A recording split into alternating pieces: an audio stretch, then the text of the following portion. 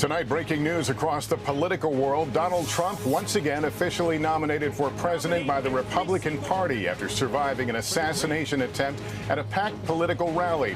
Tonight, announcing his running mate with a convention already underway. It comes as President Biden decries political violence, but not backing down in his characterization of former President Trump. In my exclusive interview, we discuss Mr. Biden's conversation with Mr. Trump, why he regrets using the word bullseye, but why he says people should focus on the words of his political opponent. Plus, our new reporting on the investigation into the assassination attempt in Pennsylvania. The video emerging of the shooter minutes before the deadly assault. The weapons cache found at his family's home as a portrait emerges of who he was and the victims of the latest act of political violence. Plus, from hillbilly elegy to vice presidential nominee, the nation meets Senator J.D. Vance. His meteoric rise despite past criticism of Mr. Trump. Case dismissed, the political uproar after a Trump-appointed federal judge tosses the classified documents case against the Republican nominee. Where the case heads next. And this American moment, with red-hot rhetoric soaring in a presidential election, what can be done to tone things down? This is NBC Nightly News with Lester Holt, reporting tonight from the White House. Good evening from the White House, where just a short time ago I spoke with President Biden in an exclusive wide-ranging interview at this remarkable moment in our nation's history. I asked him about the attempted assassination of former President Trump this weekend, his reaction when he heard about it, and the heated political rhetoric of his presidential campaign. And we talked about Mr. Biden's own political future. Has anything changed in his decision to continue the campaign? It comes on a day when Mr. Trump was formally nominated by his party at the Republican National Convention in Milwaukee and announced his running mate, Senator J.D. Vance of Ohio. Also today, Mr. Trump winning another major legal victory with the federal judge overseeing the classified documents case against him in Florida, throwing it out. We'll get to my interview with the president in a few minutes, but first, former President Trump in Milwaukee just 2 days after the attempt on his life. Hallie Jackson is at the RNC. Hallie, what is the mood there today? Hey there, Lester. The assassination attempt against the former president is obviously top of mind, but the mood here is also celebratory with the official rollout of the Trump-Vance ticket. All eyes right now on the Ohio delegation here, and the first time a running mate has been revealed in the convention hall in 4 decades. Republicans making it official.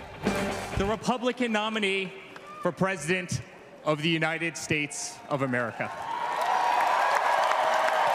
Former President Trump becoming the party's nominee for president.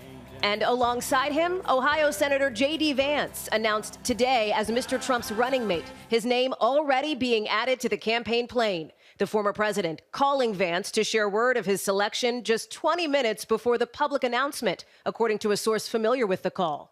Writing in an online post, Vance will be strongly focused on the people he fought so brilliantly for, the American workers and farmers. Vance, a 39-year-old first-term senator and the author of Hillbilly Elegy, is a populist conservative seen as the next generation of the MAGA movement, who's won the strong support of the former president's son, Donald Trump Jr. I think he just helps us in places that we're going to need the help, in Pennsylvania and Wisconsin and Michigan. The party ticket now complete, with Mr. Trump set to formally accept the nomination for the 3rd time in his political career, but never under circumstances like these, just 48 hours after the assassination attempt against him. The former president, now reflective in a pair of new interviews. "I'm not supposed to be here," he says. "I'm supposed to be dead," adding it's surreal. Mr. Trump says he threw out the speech he'd planned for the grand finale of the convention. Initially a rip-roarer, he says, and extremely tough. But now, more unifying, as he describes it, and in a gesture to his former political rival, inviting Nikki Haley to speak at the convention, and meeting today with independent candidate Robert F. Kennedy Jr., according to the Kennedy campaign. But the nods to unity come even as Mr. Trump rails online today against what he calls the January 6th hoax and the, quote, lawless indictment against him in Florida. That federal classified documents case dismissed today in a stunning development by Judge Aileen Cannon, a Trump appointee, who ruled the appointment of special counsel Jack Smith was unlawful.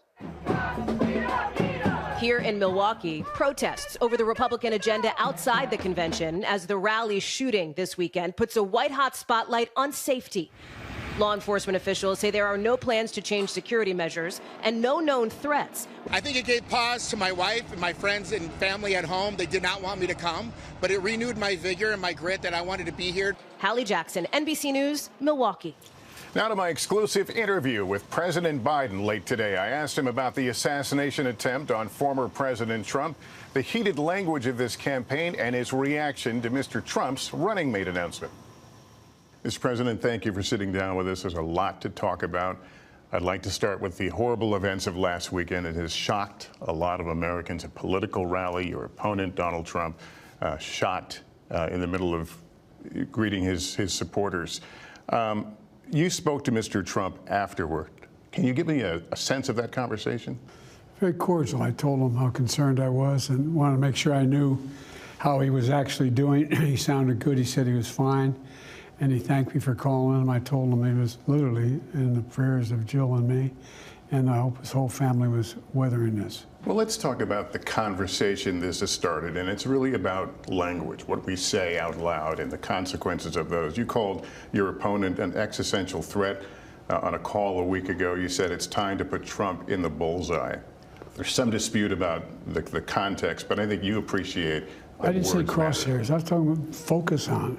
Look, the truth of the matter was, what I guess I was talking about at the time was, there's very little focus on Trump's agenda. Yeah, the term was bullseye. It was a mistake to use the word. I didn't say crosshairs. I meant bullseye. I meant focus on him.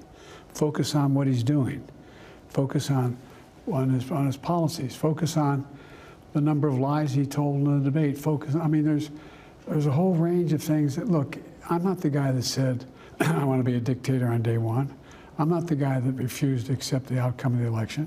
I'm not the guy who said that wouldn't accept the outcome of this election automatically. You can't only love your country when you win. Mr. President, you've been in politics a very long time, so let's speak frankly. We're all adults here. Has this shooting changed the trajectory of this race? I don't know, and you don't know either. I don't know, but have something you've given thought to? No, I've thought less about the trajectory of the case than two things.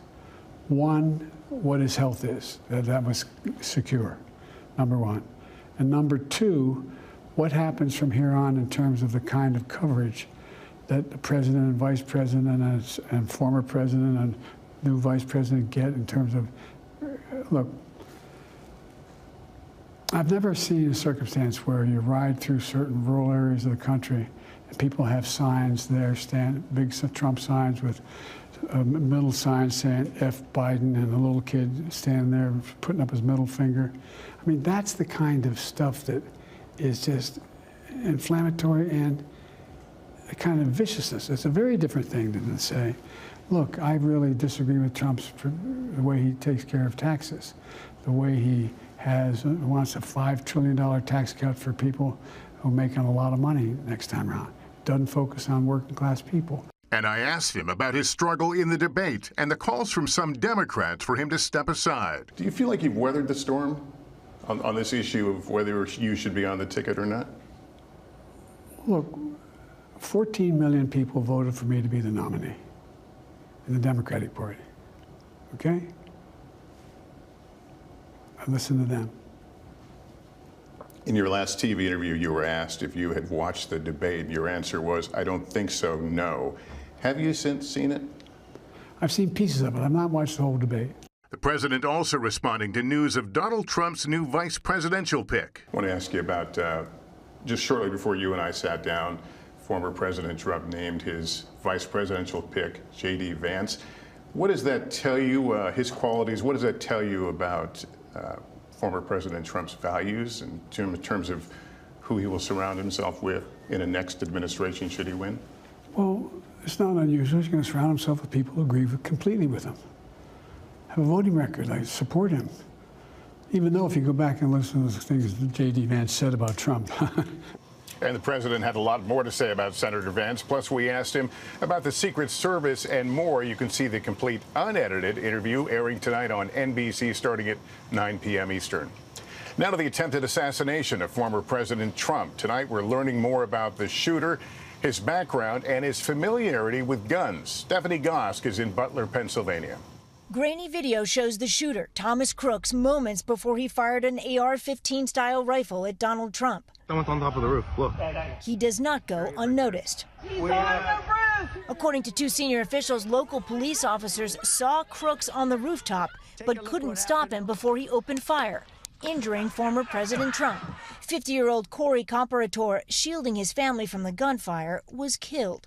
David Dutch and James Koppenhaver were critically wounded before a sniper team shot and killed Crooks.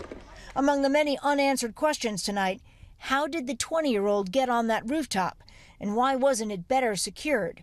He had a vantage point just 148 yards from the podium where Trump was speaking. Snipers took up positions nearby, but the Secret Service says the rooftop was outside of their security perimeter. Crooks' father, who according to the FBI has been cooperating with the investigation, legally purchased the rifle his son used. And NBC News has learned Crooks purchased ammunition at this store near his home just hours before the rally. Senior officials say more than a dozen firearms were found while searching the family's home. After the shooting, they say his father called police, worried his son and an AR-style rifle were missing. Crooks graduated from community college and worked as a dietary aide at a nursing home. He was also a member of a shooting club at a firing range. He was just a normal kid to me, walking around the neighborhood. I mean, he was just a bit odd, that's all. But authorities still have not identified a motive, even after analyzing Crooks's cell phone, according to a senior law enforcement official. While the small rural town of Butler struggles with what happened here. Right now, I think it's more the feeling of numbness in the city. Stephanie, where does the investigation stand tonight? Well, Lester, the FBI says they've conducted over 100 interviews. They continue to pore over the shooter's electronic devices as well as photos and videos from that day of the rally. They are also asking the public to please come forward if you have any information you think could be useful. Lester? All right, Stephanie Goss, thank you. Now to the stunning decision in Florida. A federal judge throwing out the classified documents case against the former president and another major legal victory for Mr. Trump. Here's Laura Jarrett.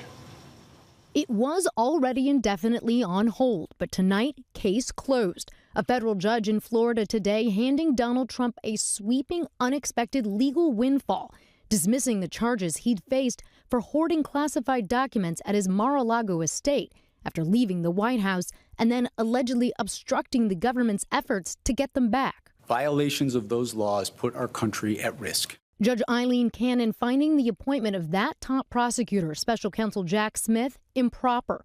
Cannon, a Trump appointee, concluding in a 93-page decision that Smith's appointment by Attorney General Merrick Garland violated the Constitution, as Smith wasn't nominated by the president or confirmed by the Senate. That reasoning, a dramatic departure from every other court that's looked at the issue.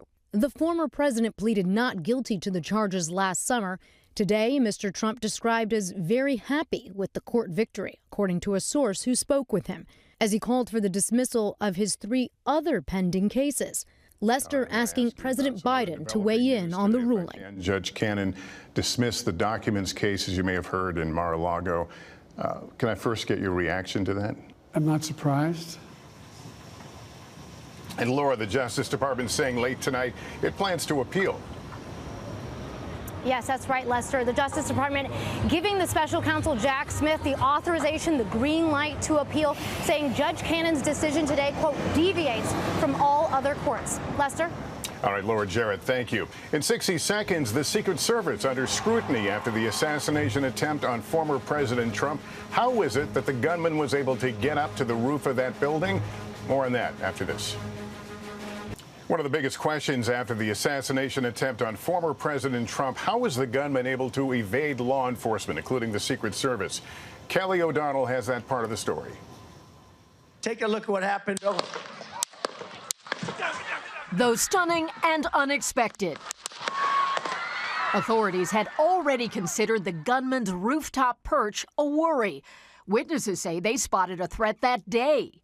We're like, hey, man, there's guy on the roof with a rifle. But the Secret Service had actually identified the building near the Trump rally as a potential vulnerability in the days before the event, according to 2 sources familiar with the agency's operations. but officials say no officers had been posted there. A key question is why. Today at the White House, Homeland Security Secretary Mayorkas said he expects, within days, to choose the head of an independent review from outside the administration. I am committed to going externally of the department and externally of the government so that no question of its independence can be raised.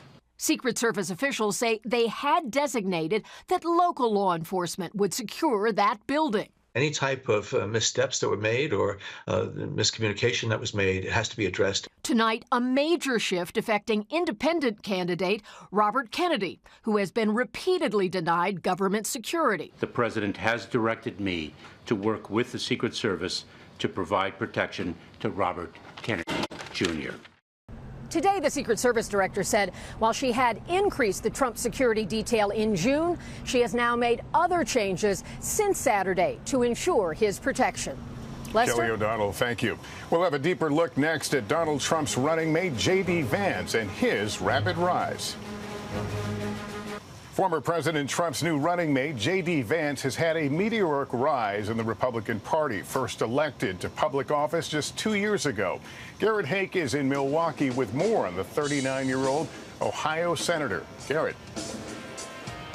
Lester, J.D. Vance has been an outspoken advocate for Donald Trump's MAGA movement as a senator, but he's about to enter a much brighter spotlight as a relatively untested first-term lawmaker turned vice presidential nominee. Tonight, Ohio Senator J.D. Vance launched into the national political spotlight. We proudly cast our 79 votes for President Donald J. Trump and J.D. Vance. The freshman senator was first elected in 2022. Raised in poverty, Vance enlisted in the Marine Corps and was deployed to Iraq. He later graduated from Yale Law School and wrote the best-selling memoir Hillbilly Elegy before turning to politics, first as a Republican Trump critic. I'm a never Trump guy.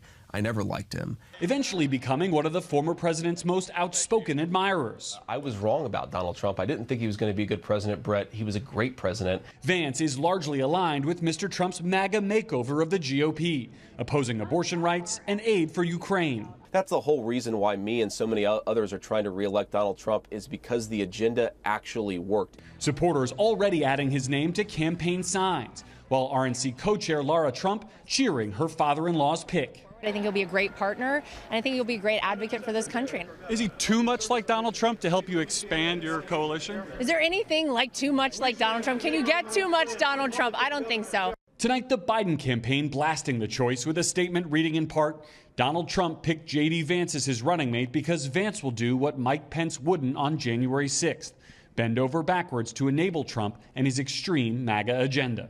Garrett Hake, NBC News, Milwaukee. When we come back, calls for civility in a nation divided. Though we still do not know what motivated the shooter on Saturday night, the events of the past 48 hours are highlighting political divisions in this country.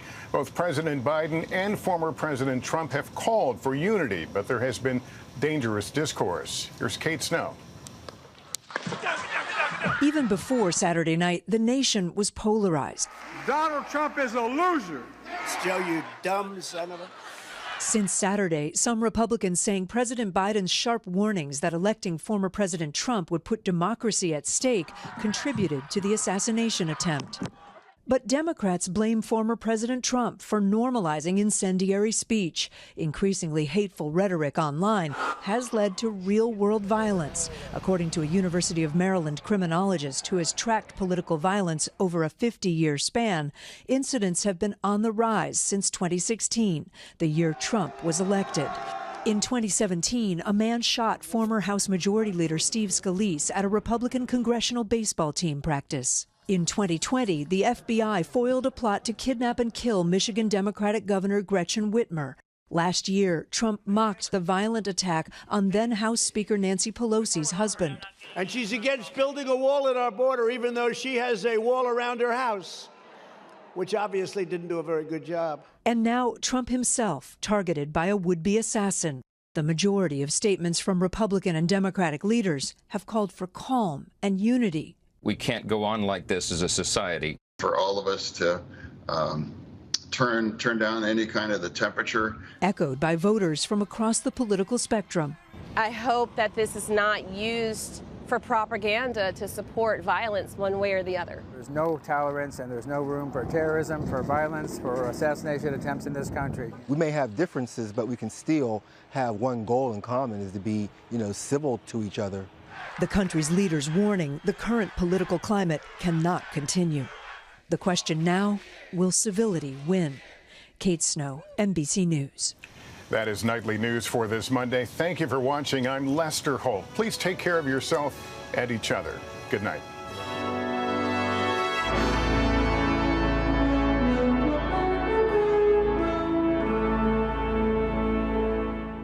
Thanks for watching. Stay updated about breaking news and top stories on the NBC News app or follow us on social media.